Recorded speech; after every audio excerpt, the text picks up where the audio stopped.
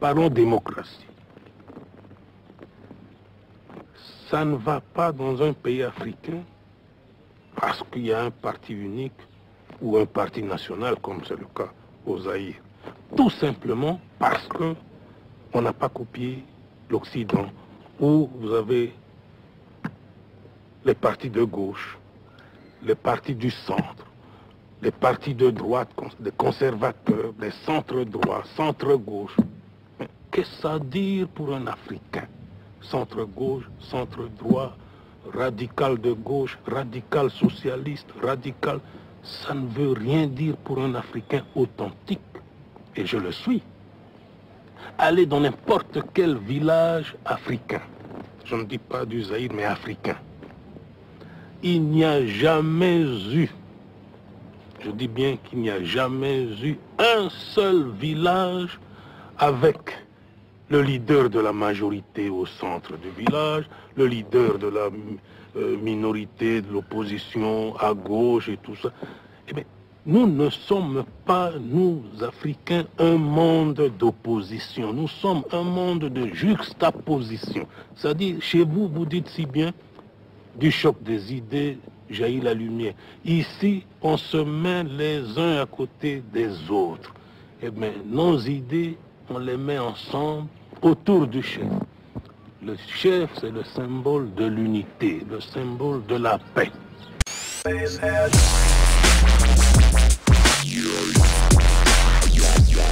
Les responsables de l'Église se mêlent de la politique.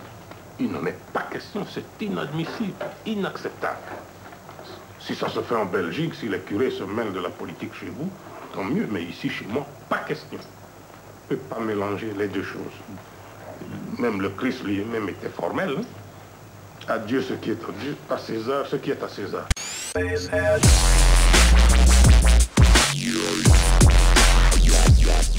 Ma mère, oh là là.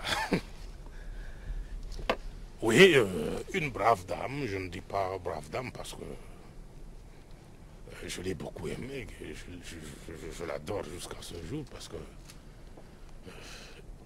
elle a laissé au monde 6 enfants et je suis, je dirais, le seul parmi les 6 enfants qu'elle a laissés au monde, vraiment qu'elle adorait, qu'elle aimait plus que n'importe quoi.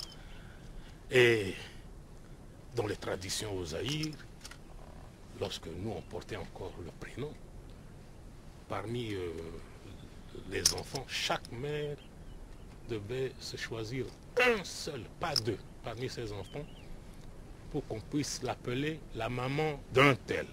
Et nous étions 6. Parmi ces 6, lorsque j'avais encore mon prénom, ma mère a choisi mon premier prénom, Joseph, pour s'appeler Maman Joseph. C'est beaucoup.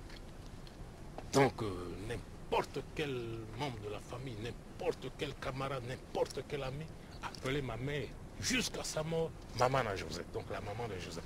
Ça dit beaucoup. Et à sa mort, lorsqu'elle a réuni tous ces 6 enfants, et puis parmi nous il y a une seule fille, le mari de notre sœur, et puis les 5 épouses et tout ça pour parler. Et mais vous savez, voilà, dans la lignée, parce que de son premier lit, 2 enfants, et avec mon père, 4, c'est moi l'aîné, mais j'ai respecté ce jour-là ma mère, le jour où elle a rendu l'âme. Elle parlait à tout le monde, et voilà, je m'en vais, bon, vous devez respecter Joseph. C'est lui le chef, il n'est pas chef parce qu'il est chef de l'État, tout ça, tout le monde l'acclame, l'applaudit, non, mais il est chef, mais c'est naturel, et c'est le seul capable. Je dis, ah non, je dis à ma mère, je dis non, il y a l'aîné, il était adjudant-chef, il vient d'être retraité. Je dis, non, c'est lui. Non, non, non, non, ce n'est pas lui. Écoutez-moi bien, c'est vous qui devez diriger tout le monde. Et tout le monde ici, je viens directement après ma soeur, il y a l'adjudant-chef, donc en 3e position, parlons des 6 enfants, nés d'une même mère. Donc 3e position, non, tout le monde doit vous écouter, même les 2 aînés. Comme ça, vous voyez, il y avait là un courant terrible entre ma mère et moi.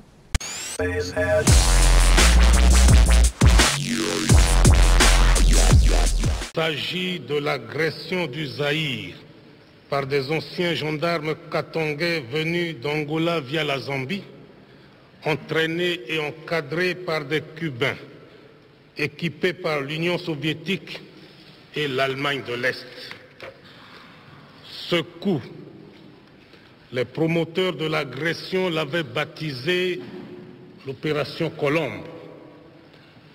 Cette agression qui défraie la chronique internationale a été caractérisée par des pillages, des viols, des assassinats gratuits et de nombreux actes de vandalisme et de terrorisme. Agression dont le soi-disant Front National de Libération du Congo, établi à Bruxelles, a revendiqué la responsabilité. Ce qui veut dire que seuls les auteurs de cette agression sont responsables de l'assassinat collectif des centaines d'expatriés et des milliers de Zaïrois innocents. Nous avons eu affaire à des bandits, à des gangsters.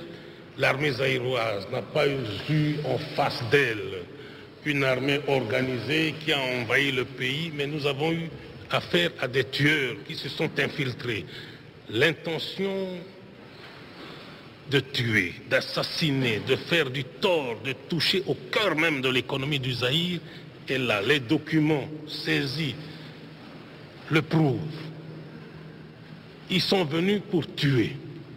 Ils sont venus pour assassiner. Ils sont venus pour faire du tort à l'économie au moment même où un plan, celui qui porte mon nom, était déjà là, monté avec le concours de la Banque mondiale, du Fonds monétaire international. Bien, ils ont fait ce qu'ils ont fait, mais je crois qu'avec ce que nous sommes en train de préparer, je suis en mesure de vous dire que la sécurité de ceux qui feront désormais confiance à mon pays sera garantie à 100%.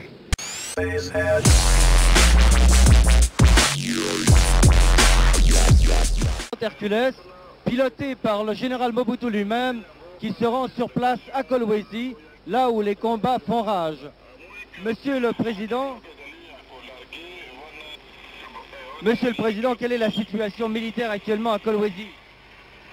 Comme vous l'avez appris hier, depuis 18h30 heure locale, l'aéroport de Kolwezi a été réinvesti par le 311e bataillon aéroporté de nos troupes. Les combats continuent encore? Les combats font toujours rage dans la ville même. Et pensez-vous que la bataille sera longue et dure? Nous sommes en train de mettre le dispositif en place. Ça dépend de la conduite de la guerre. Mon général, une dernière question. Il y a tout de même 4000 Européens qui sont retenus en otage par les Katangais. Est-ce que vous allez pouvoir les dégager? Je crois vous avoir dit ici que tous les dispositifs sont en cours.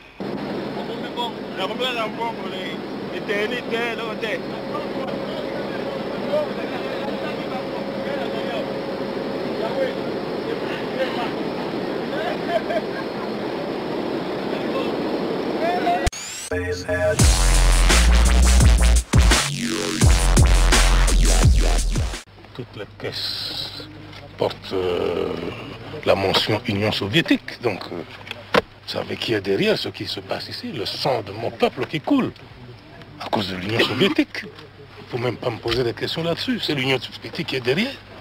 Voilà un peuple qui vivait paisiblement et brusquement qui est agressé. C'est ça. Mais moi, en ce qui me concerne, je dirais toujours les quatre vérités.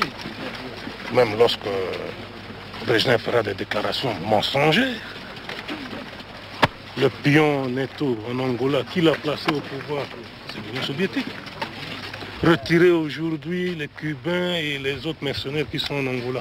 Ben, tout s'écroule. C'est fini. Plus de pouvoir.